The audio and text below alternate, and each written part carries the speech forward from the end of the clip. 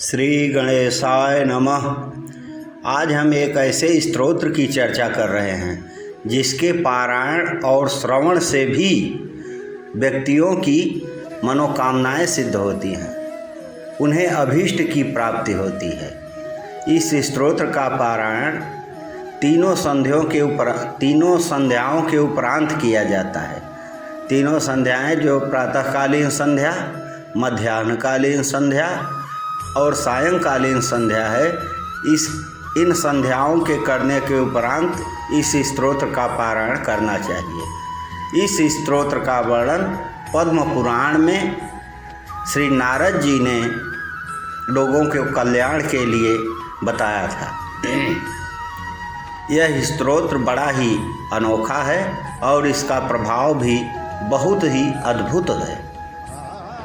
अथ श्री संकटनाशन गणेश स्तोत्रम्। प्रणम्य शिरसा देवं गौरीपुत्रं विनायकं भक्तावासो स्मरे नित्यं आयुष्कामार्थसिद्धये। प्रथमं वक्रतुण्डं च एकदन्तं द्वितीयकं तृतीयं कृष्णपिङ्गाक्षं गजवक्त्रं चतुर्थकं लम्बोदरं पंचमं च षष्ठं विकटमेव च सप्तमं विघ्नराजेन्द्रं धूम्रवर्णं तथाष्टकं नवमं भालचन्द्रं तु दशमं तु विनायकम् एकादशं गणपतिं द्वादशं तु गजाननं द्वादशैतानि नामानि त्रिसन्ध्या पठे नर न च विघ्नं भयं तस्य सर्वसिद्धिकरं परं। विद्यार्थी वा लभेद् विद्या धनार्थी वा लभेद् धनं पुत्रार्थी वा लभेत् पुत्रं मोक्षार्थी वा लभेत् गतिं। जपेत् गणपति स्तोत्रं षड्भिर्मासै फलं लभेत् संवत्सरेण सिद्धिं च लभते नात्र संशयः। इति श्री गणपति संकटनाशन गणपति स्तोत्रम्। इस स्तोत्र का पारायण बड़ा ही लाभकारी होता है। कलियुगेन चतुर्गुणा, इस उक्ति के अनुसार किसी भी स्तोत्र का कलियुग में 4 गुणा पाठ करने से या श्रवण करने से या उसका हवन इत्यादि करने से उचित फल की प्राप्ति होती है। इसमें तीनों संध्याओं में 3 बार और उस उक्ति के हिसाब से 4 गुणा, और तो इस तरह जो है 12 पारायण या श्रवण रोज होना चाहिए।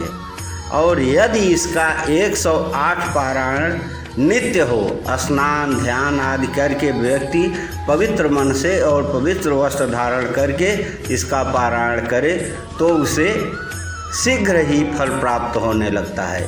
हाँ, एक बात और ध्यान देने योग्य है कि गणपति उपासना में भगवान श्री गणपति का अथर्व शीर्ष से अभिषेक करें और उसके उपरांत लाल पुष्प अवश्य चढ़ाएं और लाल पुष्प के बाद गणेश जी को नैवेद्य के रूप में मोदक प्रदान करें और दुर्वांकुर का कम से कम 21 दुर्वांकुरें और भी हो जाए तो उसे बांध करके गट्ठर के रूप में थोड़ा सा वह चढ़ाना चाहिए। दुर्वांकुर तोड़ते समय यह ध्यान रहे कि उसमें 5 पत्ते होने चाहिए। जय श्री गणेश भगवान।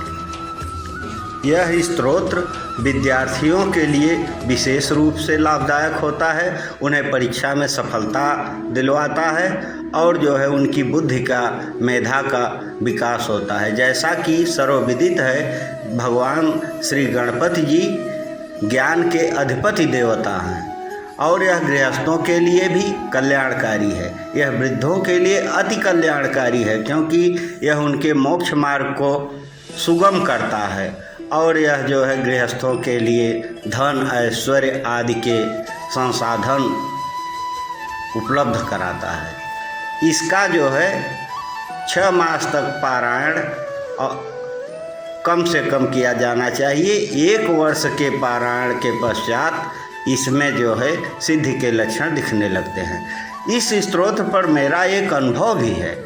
मैंने एक महान भाव को जिन्हें कि संतान नहीं था और डॉक्टरों ने उन्हें जो है होने से की संभावना आशंका को मना कर दिया था और यह बताया था कि संतान संभव नहीं है, वह बड़े ही दुखी व्यग्र भाव से हमारे पास आए और मैंने उन्हें जो है संकटनाशन गणेश स्तोत्र का पाठ करने के लिए बताया, जिसे वे बड़े ही पवित्र भाव से 108 पारायण नित्य किया करते थे और ऐसा करने पर उनको 1 मास के अंदर ही